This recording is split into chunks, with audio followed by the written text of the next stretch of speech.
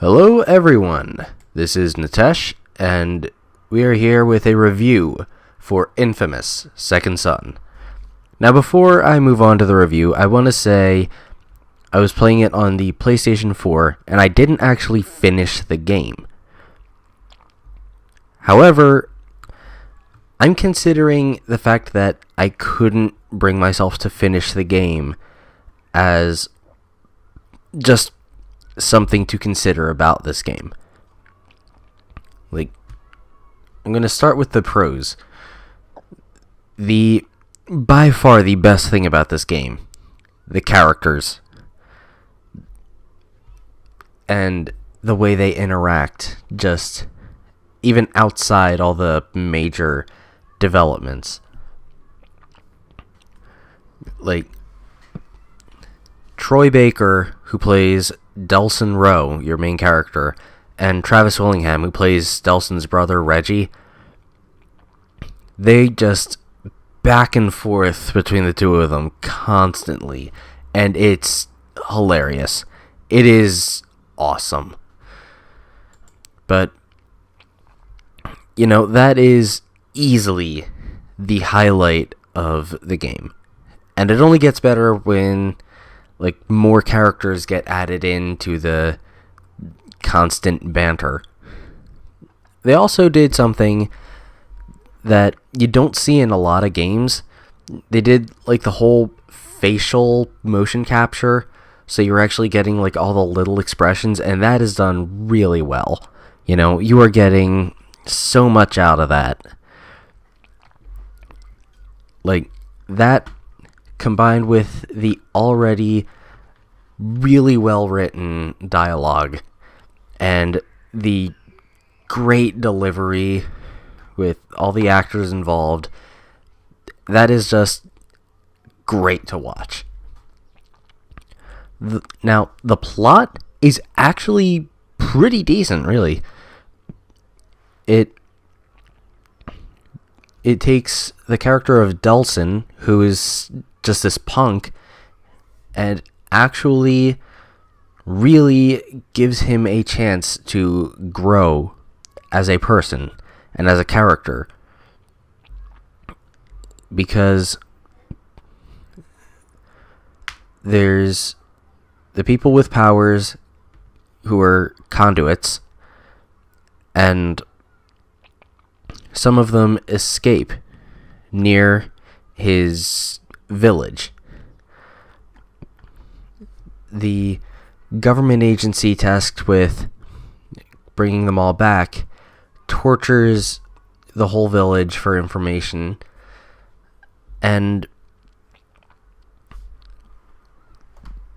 so it's the story of Delsin trying to go after the leader of that agency so that he can save the village.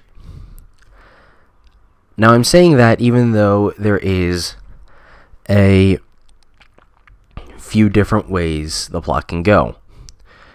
They try to do the open-ended morality thing, and, I like when games try to do that.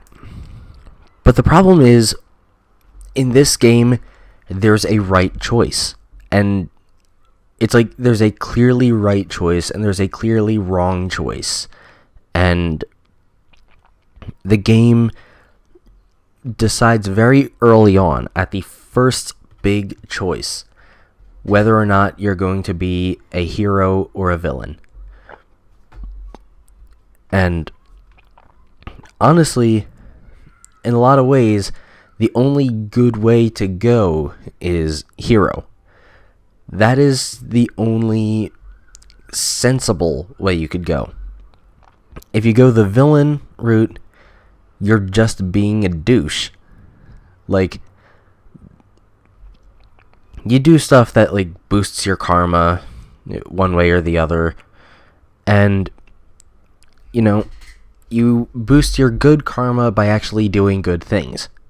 You boost your bad karma by just being a jerk, walking down the street punching random people. And so it's you kind of come away from that thinking, why would I actually do that. And really, that's the one iffy thing about the plot. It tries to consider it like a choice, but there is really one way that it really does expect you to go. But that's actually a nice transition to the downsides of this game. The big downsides of this game are the controls, which for the most part are pretty good, but sometimes you'll stumble across a little problem with it at the worst possible times. Like, there was one point where I was trying to run away from a whole group of heavily armed soldiers, and I ended up standing there hugging a wall while they were all just shooting at me. And I was trying to round a corner. What are you doing? And on the subject of the controls, Delsin accumulates a few different kinds of powers throughout the course of the game. He starts out with smoke, moves on to neon, then he gets video, and later on he's going to get concrete. I didn't get to that point yet. But it is such a pain trying to switch powers as you need to. Some of the powers are just not even good. Like, the video powers, I'm just like, I have no idea why I would actually use these powers. The attacks are weaker. There's less I can do. And I can only recharge those powers from very specific sources. Like, smoke, it's kind of like each power has its specialty. Smoke is like closer or mid-range. Neon is long range. And video is, I don't even know. Like, it's not that good at any range. But the game does a good job of kind of showing Delsin has to adapt to the new powers he's getting. But the problem is that you should be able to switch these powers as you need to. Like, frankly, it got to the point where I just never wanted to switch the powers unless I absolutely had no choice. Because, like, if I had any smoke left, then it was worth either recharging my smoke or just using up the rest of it. Because if you switch to neon, you lose. First thing that happens is you lose all the charge you had with the smoke, and then you fill up very slowly with the neon powers, and that is a huge pain. There was a boss battle. I don't even know what it was called, but he's widely regarded as one of the most difficult bosses in the game, and the thing that irritated the daylights out of me is that what they do for that one, they clear away all the smoke sources and just give you a bunch of neon lights. And then you go up against a boss that constantly closes the distance, which means neon powers are practically useless. Frankly, the biggest problem with this game, and this is something that I know a lot of people aren't really going to agree with me on, but it's the thing that really killed it for me. I'm really not a fan of the open world sort of games. It's like, it's not as a general rule or anything, but it's just like, it's kind of hard to care about what's going on when you literally can just take your time with it. Like, with Infamous, we're supposed to be fighting against this government agency, but I could literally just run around town beating up every drug dealer I find and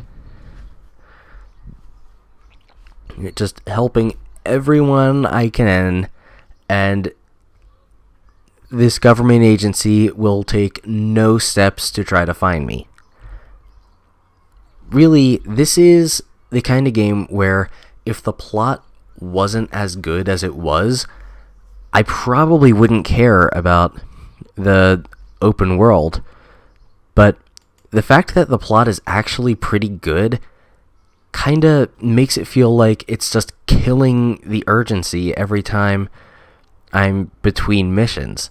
And, I'm just running around doing stuff, and the plot is just like sitting there waiting for me whenever I feel like doing it. So, it's a bit of a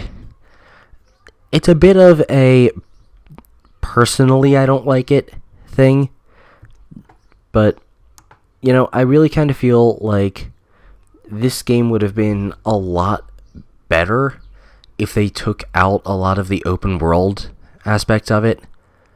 Like, most of the time I played it, I spent that whole time running to the next objective because it just happened to be all the way across town. Which, that is a huge pain. But, like, now I want to talk a bit about the actual not finishing the game part, because that's really where my problem with the open world really comes up. Like, the plot and the characters and everything was all so good and so well done, but like, the fact is, I got to a point where I'm just like, okay, I have 3 different power sets, and there's supposed to be stuff going on here, and I really kind of feel like nothing is happening.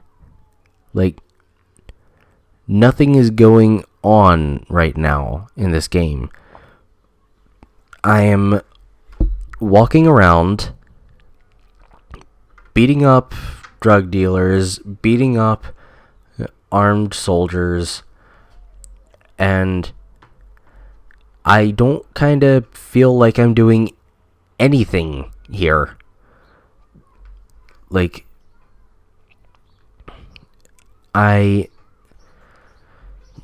there was some stuff at the beginning where you were running around and picking up new ways of using your powers, and then that just drops off. Like, okay, the video powers can turn invisible, and it can do, like, its dash move. I get dragon wings, which is cool, but in terms of actual use, I'll just use the smoke powers. The smoke powers can do everything the video powers can do, but better. So why would I not just use that? And that came because there was just a huge lull time where there was not anything happening. Like, I was doing nothing, waiting for the plot to show up, and it never did. So, I can totally get if other people aren't as turned off by that as I am. Like, look at the Grand Theft Auto series. That is entirely open world. That is entirely just go around doing what you want, and, a lot of people like that. But, I am like a big RPG fan. If you give me a big section where there's nothing plot-wise happening, I will get bored of that. Because, that's kind of one thing that happened with Bravely Default. I got to a section where the plot was just gonna wait for me, but in the meantime, I got a bunch of side quests, so I'm still doing all those side quests, and I still haven't finished that game. But,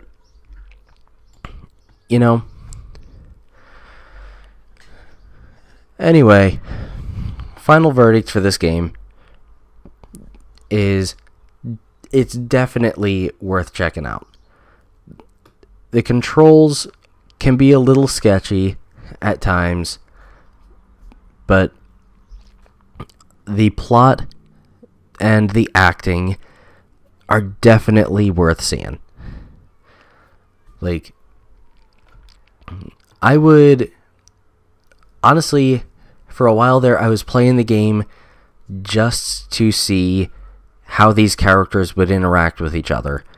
Just what sort of jokes they would be throwing back and forth. Just what they would be doing. And I actually did get a lot out of that. So that much is definitely worth checking out. But if you're not a huge fan of the open world games, this game is going to get old really fast. But if you are, you're going to absolutely love it. With the annoyance of having to change powers every now and then. But if you're actually enjoying the open world stuff, that's not going to bother you that much. So, that's our review of Infamous Second Son. Don't know why I said R, it's just me. That's my review of Infamous Second Son. This is Nitesh. Keep enjoying the videos, and subscribe to help the channel and see more.